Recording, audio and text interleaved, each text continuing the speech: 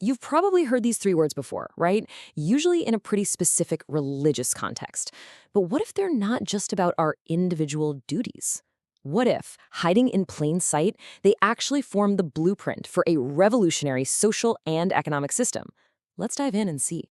So here they are, our three words: Fidyah, Miskeen, and Infaq. Now, we often hear them translated simply as, a penalty, a poor person, and charity. But what we're going to see is that if you let the Quran define its own terms, a much deeper, much more interconnected picture starts to emerge. So here's the big question we're tackling. Are we looking at just a simple to-do list of religious rules? Or are these three ideas the actual keys, the foundational pillars of a system designed to keep an entire society in a state of constant flow and support? Let's find out. Okay, we're going to start with the absolute centerpiece of this whole system. It's the human condition that everything else is built to address. And it's all captured in this one word: miskeen. We almost always translate it as poor, but its real meaning, well, it's way more profound than that. Let's get into the language a bit. The root is skn. In Arabic, this root means to be still, to settle, or to dwell. Now think about that. This tells us right away that a miskeen isn't just someone who lacks money. It's anyone who's been brought to a standstill, someone who's stuck, whose progress in life has been totally halted. And to see this in action, the Quran gives us this really surprising example. It talks about masakin, that's the plural of miskeen, who actually own a ship and they work for a living on the sea. They're productive. So why on earth are they called miskeen? Well, because a tyrannical king was going around seizing ships. They were vulnerable. Their stillness wasn't from laziness. It was caused by a systemic threat that trapped them. Then, on the complete opposite end of the spectrum, the Quran paints this incredibly vivid picture: a miskeen of dust. Just imagine that. It describes someone so utterly destitute that they are literally clinging to the dirt, with nothing else to hold on to. They're completely immobilized by extreme poverty. So, you see, whether it's the working person trapped by an unjust system or someone who is completely destitute, the miskeen is anyone whose forward motion has stopped. It's a condition of being stilled, and the entire rest of the system is designed to do one thing: get them moving again. So how do you restore that motion to someone who's been stilled? Well, the first mechanism we're going to look at is fidyah. And it's not a penalty, it's not a fine, it's a really clever and compassionate kind of exchange. Let's break down how it works. Okay, the root of the word fidyah is FDY. And across the Quran, this root consistently means exchange, ransom, or release. The core idea is that you give something to free yourself or someone else from some kind of constraint. It's all about substitution. And this table shows that pattern perfectly.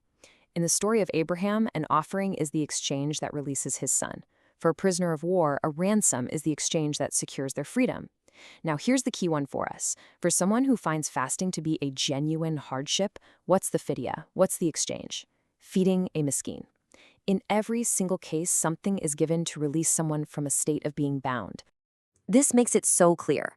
Fidyah isn't a fine for failing or breaking a rule.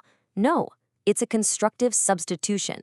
The system basically says, look, if you are unable to contribute with your physical effort right now, that's okay. Instead, you contribute by providing nourishment, and in doing so, you directly help restart the motion of a miskeen. All right, so if fidyah is a targeted tool, Infaq is the engine that powers the entire system. It's the core principle that ensures resources are always circulating and never, ever stagnating. The root word here, NFQ, is incredible. It literally means to pass through a tunnel. Just think about that image for a second. Wealth isn't meant to be a vault where you hoard things. Infaq is the act of making sure wealth is a corridor, a tunnel, constantly flowing from one side to the other. It's what keeps the entire system healthy and alive. And this really gets to the core philosophy here. The Quran describes us not as owners of wealth, but as mustakhlifin, which basically means stewards, caretakers, or successors. We're put in charge of resources that are meant to pass through us. So holding onto it isn't protecting what's yours, it's blocking a vital flow that was never supposed to stop with you in the first place. But here's the thing. The system can be broken, and it can be broken by the giver's attitude. The Quran lists 3 things that completely nullify the act of infaq. There's man, which is reminding someone of your generosity.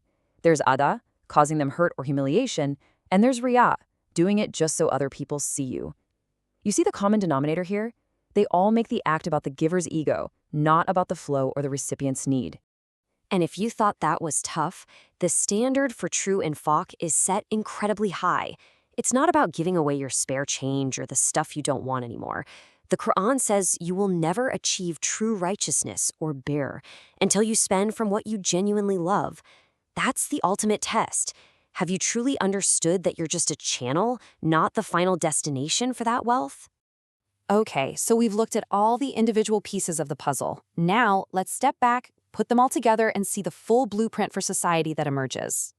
This slide right here is the aha moment. On the left, you've got the common, static way we think about these words: a fine, a poor person, a one-off donation. But on the right is the dynamic, interconnected system we've just uncovered. Fidyah becomes a constructive substitution. The Miskeen is a person whose motion has been stilled. And Infaq isn't just charity, it's the continuous flow of resources that keeps the whole system energized. At the end of the day, these three words are not a random list of religious duties. They are a deeply integrated, elegant system.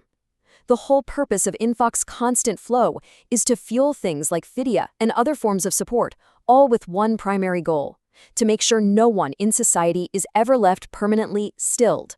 And that leaves us with one final, pretty powerful question to think about.